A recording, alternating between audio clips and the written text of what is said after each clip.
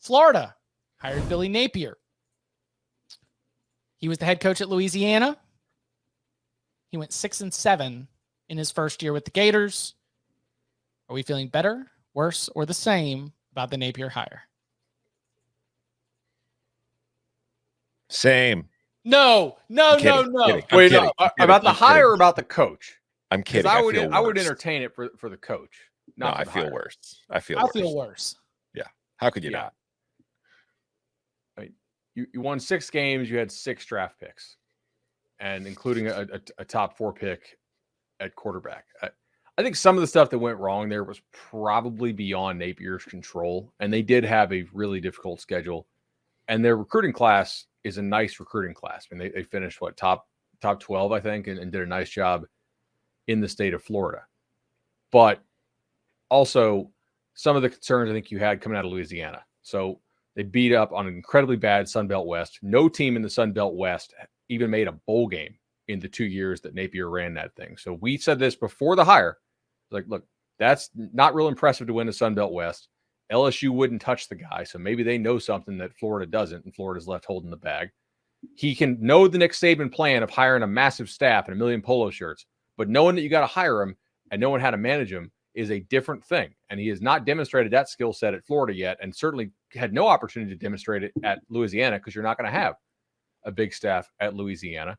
I think the guy is genuinely an elite recruiter, but also, is he actually a good play caller?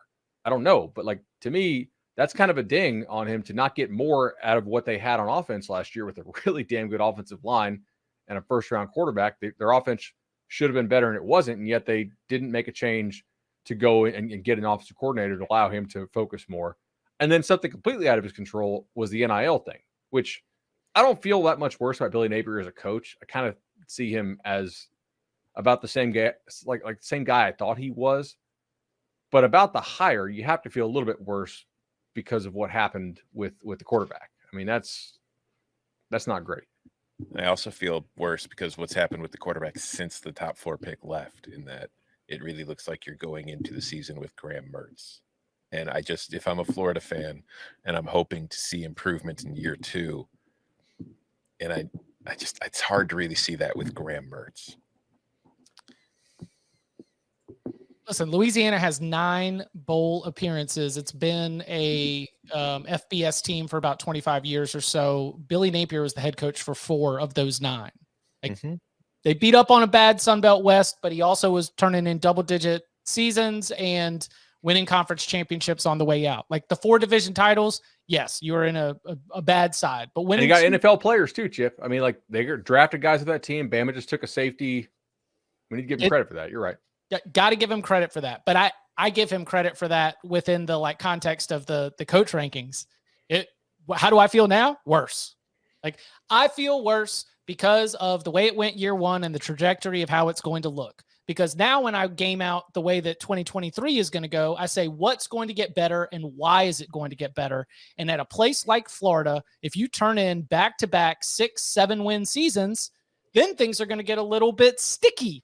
And when things get sticky, what is your easy button? What is going to be your move to be able to deliver on the expectations of being able to keep up?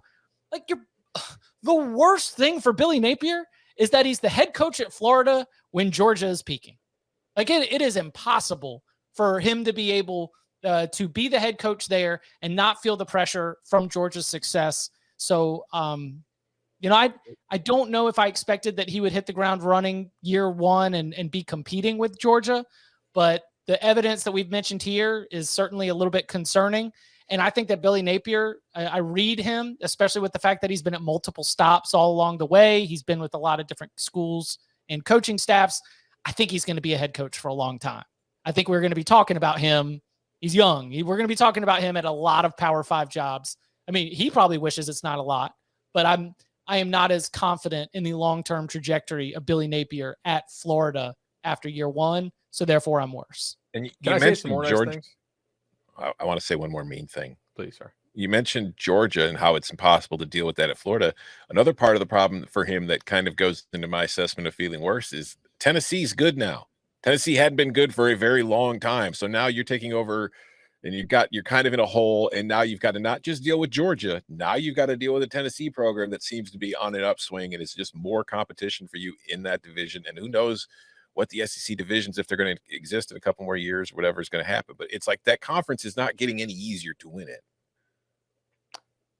Yeah, agreed. I will say, I think the guy is a really good game manager. Like, I don't think his offense is anything special. I don't know why he insists on being the play caller there and like the running his offense. I think it's a major challenge to coach an SEC program, and especially like he's trying to do the Saban model. And a lot of guys have tried and failed at that model. Like for every Kirby Smart, there's a Dooley, there's a Muschamp, right? But I think in terms of like game management, he managed his way to a closer game against FSU than it probably should have been. Same thing with Tennessee. Like I think in game, Billy Napier is a pretty good like strategist. I don't know that his offense is anything like that you'd want if he was like an OC on the open market. Do you think, and I know we talked about this a little bit in the group chat. I don't know if we said it on the show. Do you think there's a bit of like a principal agent issue potentially for Florida here with Scott Strickland? Oh, you've mentioned that here. The idea that like Scott Strickland made the hire, but he also made the hire of Mullen. Then he had to fire Mullen. So if he has to fire Napier, it's then a poor reflection on Strickland. They've been sorry in basketball since he got there. Like they had the whole NIL mess, which you can't put on Strickland, but I guarantee you some people will. Yes. Like I think that Billy Napier is going to get time at Florida because I'm not confident that Scott Strickland keeps his job if they realize Napier's not the right guy. Like, do you let Scott Strickland make 3 fires and 3 hires?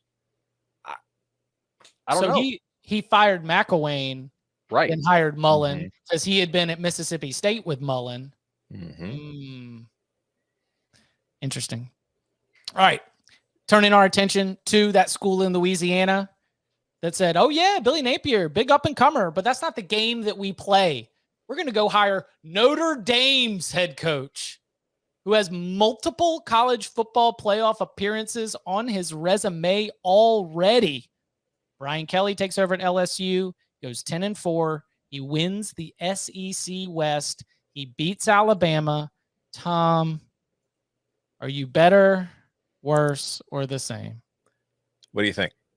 I'm so beaten down and defeated at this point. I'm the same. No. Wow. Same. Oh, wait, you're telling me one of the best coaches in college football took a job where he could win national titles and won the division in his first year there? Wow, shocking. I mean, this is exactly why Brian Kelly went to LSU, to win the SEC West, to possibly win the SEC, and to get to the college football playoff and win national titles. He's a great coach. He's been a great coach for a long time, and he did a great job in year 1. I feel exactly the same as I did when he got hired.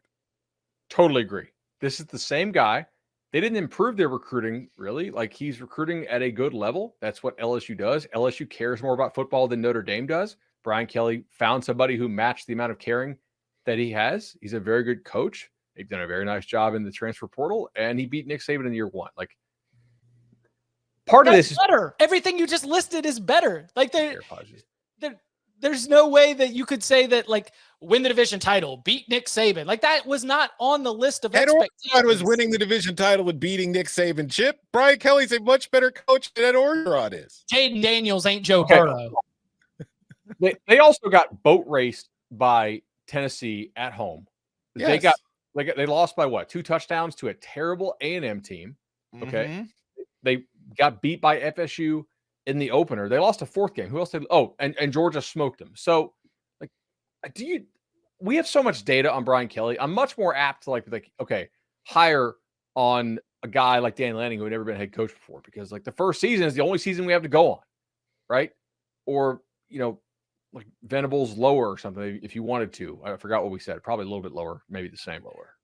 But like with Brian Kelly, the only difference is that he has better players, and he's at a place that cares more about football. Like, there's no way that he's that guy. He's coached for 30 years. But you are not confident about his offensive coordinator hire. No, that's true. And like Jaden Daniels as starting quarterback is not something that inspired a ton of confidence going into the year the way it ended at Arizona State. I think that Matt House as a defensive coordinator proved to be an incredibly strong hire. That defense was absolutely nasty. You mentioned the transfer portal. That's an evaluation and a recruiting thing to be able to find instant impact kind of players.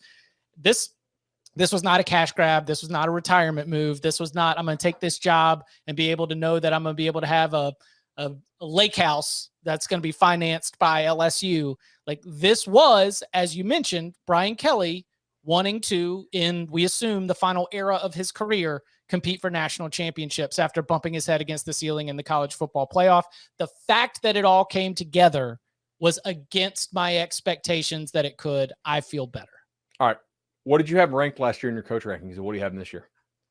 I probably had him. So I've got him in the top 10, and I don't remember what I had last year. I had him top 5, and he'll be top 5 again this year. I had him 5 last year. I have him 5 this year. Yeah. I mean, he's won. I think like, he's the exact same games. guy. Yeah, he won 10 games. It's the 6th year in a row he won 10 games. He took Notre Dame into the ACC for the first time in history. The school was in a conference and went undefeated in the conference and got to the championship game. He lost in the conference championship game, but like, he's a really good coach, Chip. You give him good players, they're going to win a lot of games. It's exactly what I expected.